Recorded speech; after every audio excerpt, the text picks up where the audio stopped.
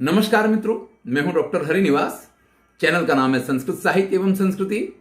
महाभारत की श्रेष्ठ कथाएं चल रही हैं, आनंद लीजिए। विराट पर्व, अर्जुन के साक्षात दर्शन करके विराट नंदन जो उत्तर हैं वो परम आनंदित हो जाते हैं, अपना सौभाग्य समझते हैं। और जैसा कि अर्जुन ने कहा था कि मेरे सारथी बन जाओ, आस्थाय रुचिरम वीर रथम सारथी नामया कतमम यास्य सेनी के मुक्तो यास्याम्यहम तया।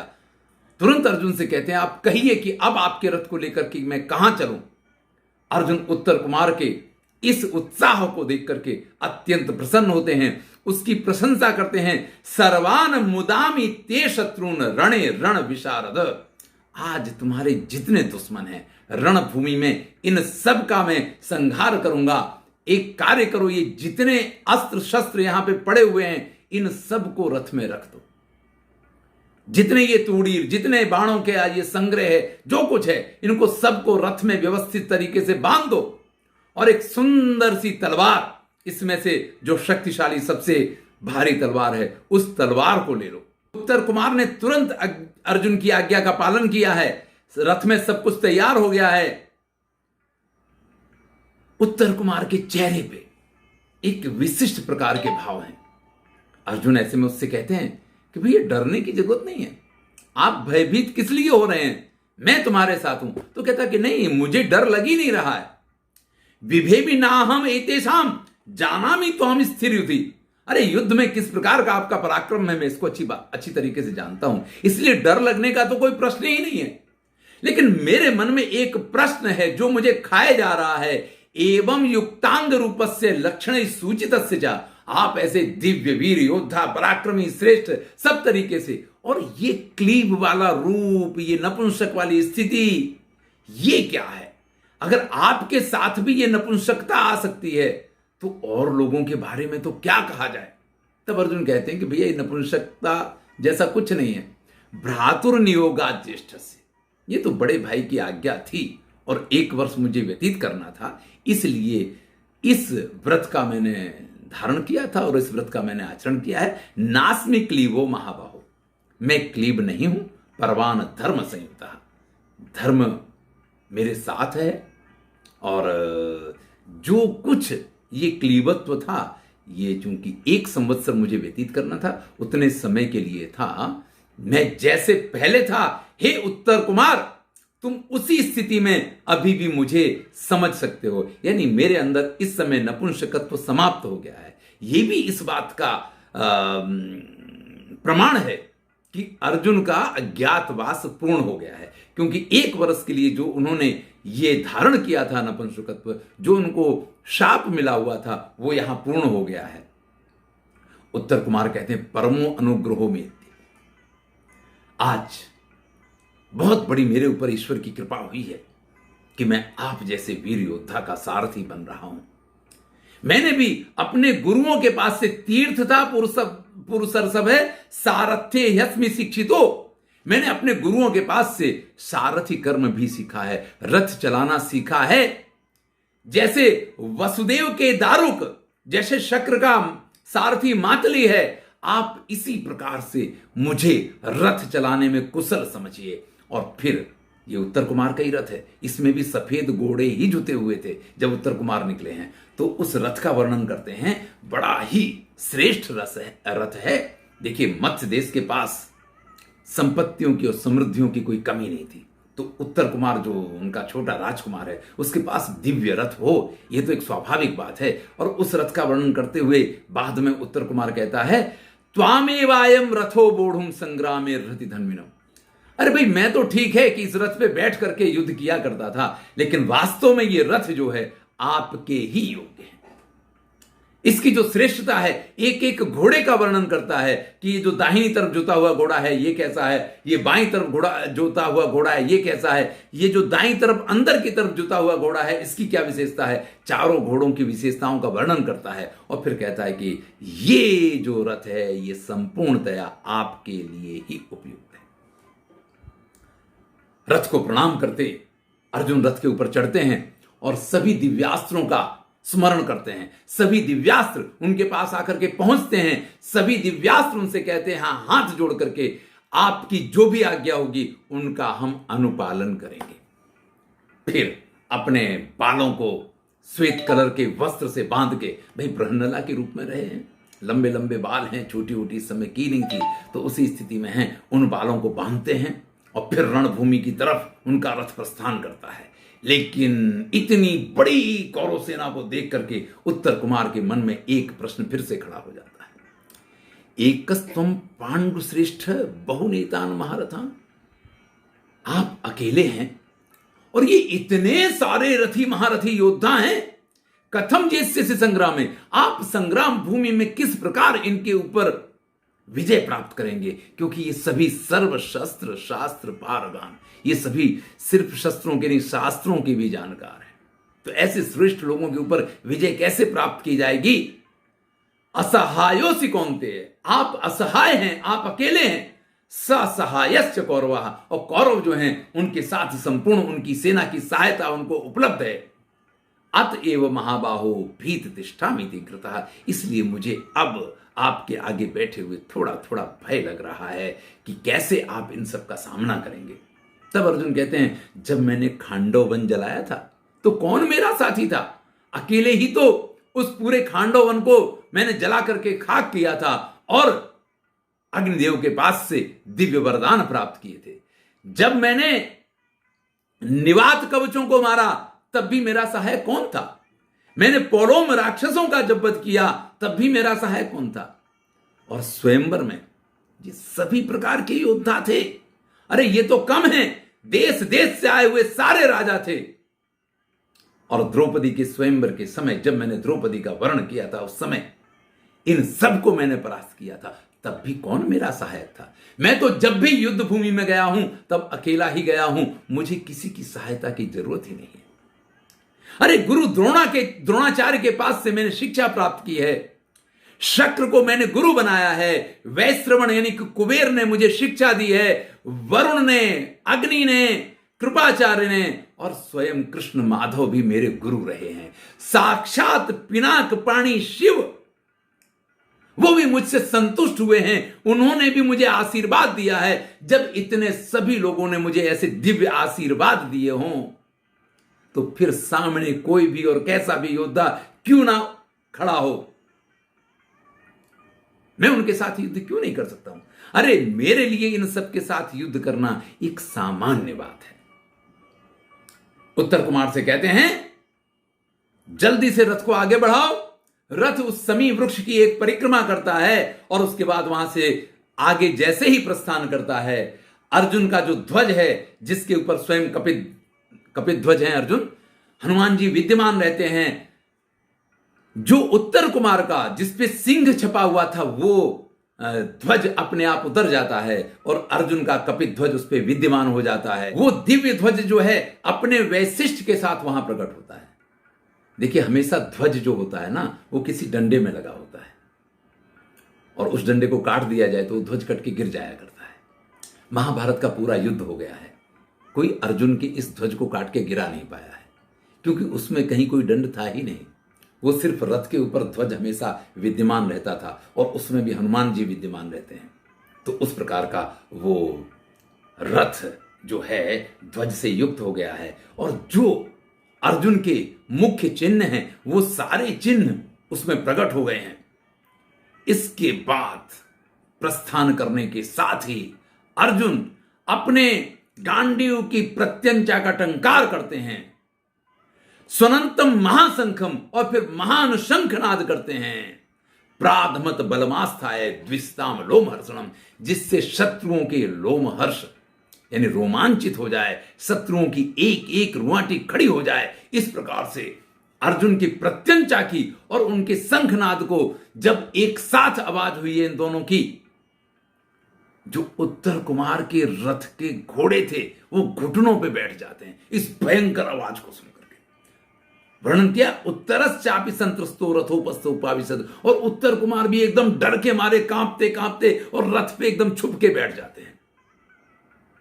अर्जुन एक हाथ से रथ की लगाम संभालते हैं, घोड़ों की लगाम संभालते हैं, और दूसरे हाथ से उत्तर कुमार को पकड़ के अपनी छाती से लगा लेते हैं और उनको आश्वासन देते हैं, कथम तो पुरुष व्याघ्र शत्रु मध्य विषीदते। अरे आप तो पुरुष सिंह हो, यहां शत्रुओं के बीच में इस प्रकार से डरने का क्या कारण है? तब उत्तर कुमार कहता है कि महाराज, मैं शत्रु सेना को देख करके नहीं डरा हूं। आज से पहले इतना कठोर प्रत्यंचा का नाद और ऐसा घनघोर शंखनाद मैंने कभी सुना ही नहीं है। आज इस शंखनाद को सुन करके नैवम विधम शंख शब्द पुरा जातु मया श्रुता, आज तक मैंने ऐसा शंखनाद सुना ही नहीं है। इसको सुन करके मैं एकदम से व्याकुल हो गया हूं। अर्जुन कहते हैं कि भैया अभी तो क्या है, शुरुआत है, आगे आगे देखिए होता है क्या है?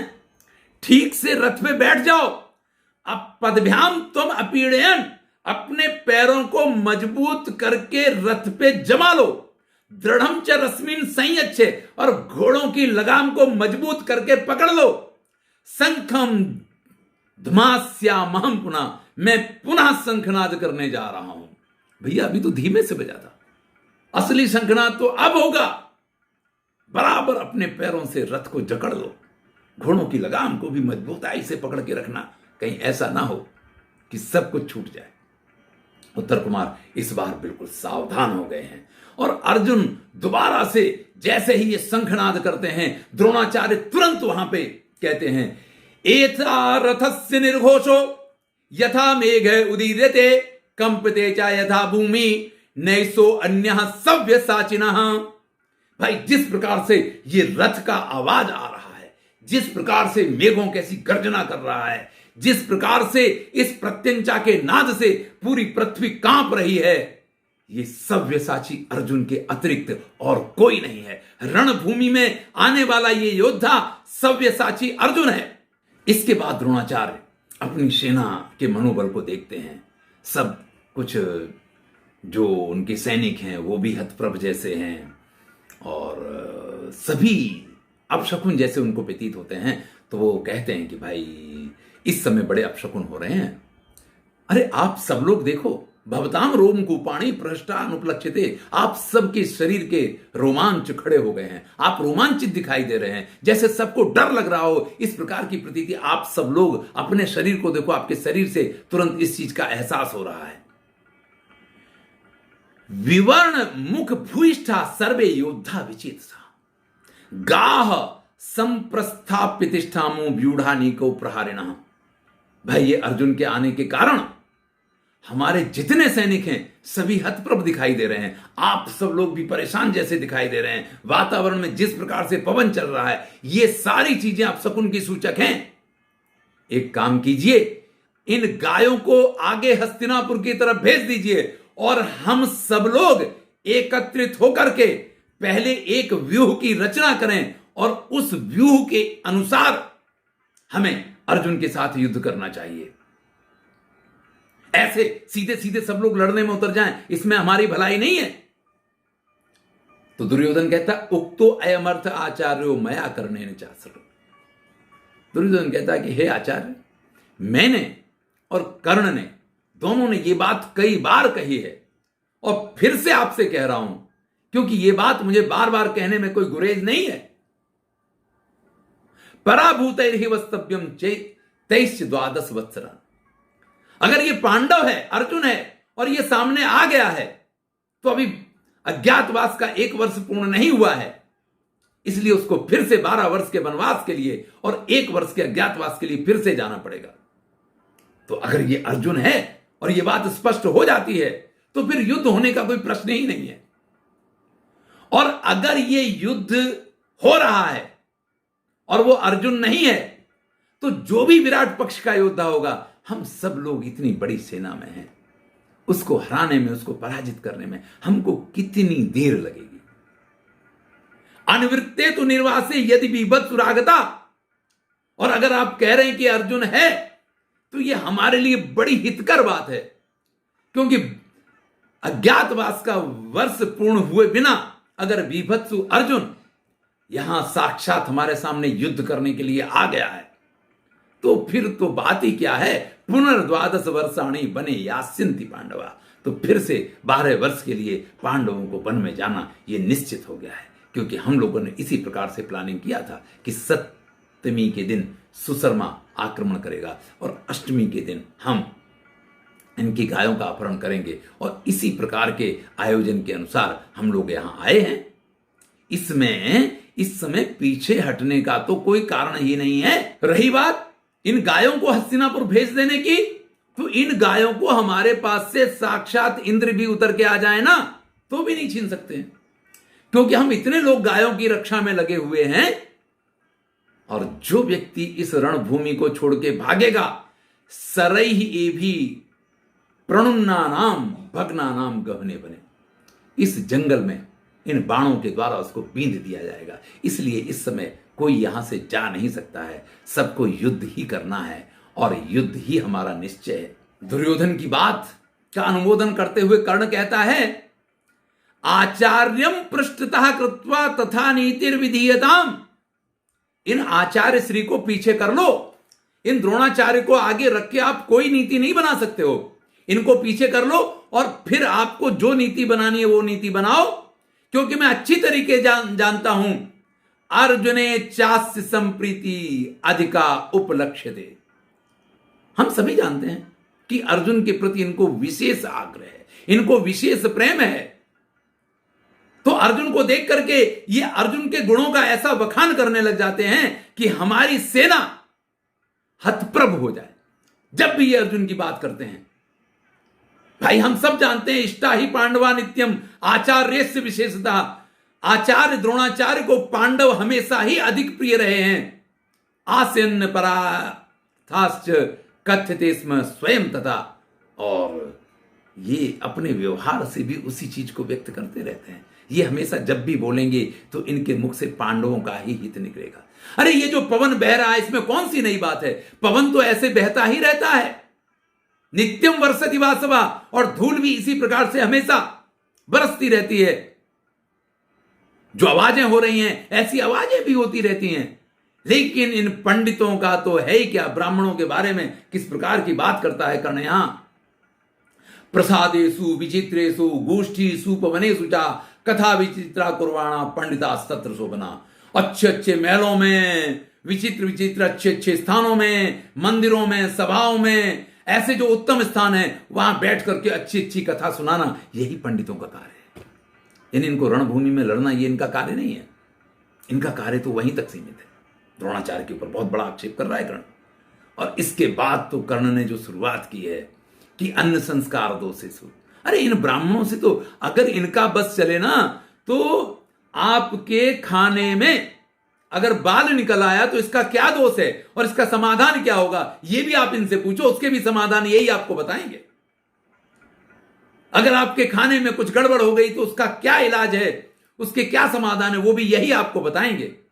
तो इन ब्राह्मणों की बात जाने दो। अगर ब्राह्मणों के चक्कर में पड़ोगे ना तो कुछ नहीं होने वाला जीवन में। पंडितान पृष्ठतः कृत्वा परेशान गुणवादिना विधीयताम तथा नीति यथा बद्यो भवित परा। मेरी बात मानो तो इन ब्राह्मण श्रेष्ठ को पीछे करो और वो नीति बनाओ जिससे कि शत्रु का संहार हो, जिससे कि शत्रु पराजित हो। इसके बाद कर्ण अपनी आत्मसंसा करता है। इसको हम अगले अध्याय में देखेंगे, अगले वीडियो में देखेंगे। मैं हूं डॉक्टर हरिनिवास और चैनल का नाम है संस्कृत साहित्य एवं संस्कृति। महाभारत की श्रेष्ठ कथाएं चल रही हैं, आनंद लीजिए, मित्रों के साथ शेयर कीजिए। धन्यवाद।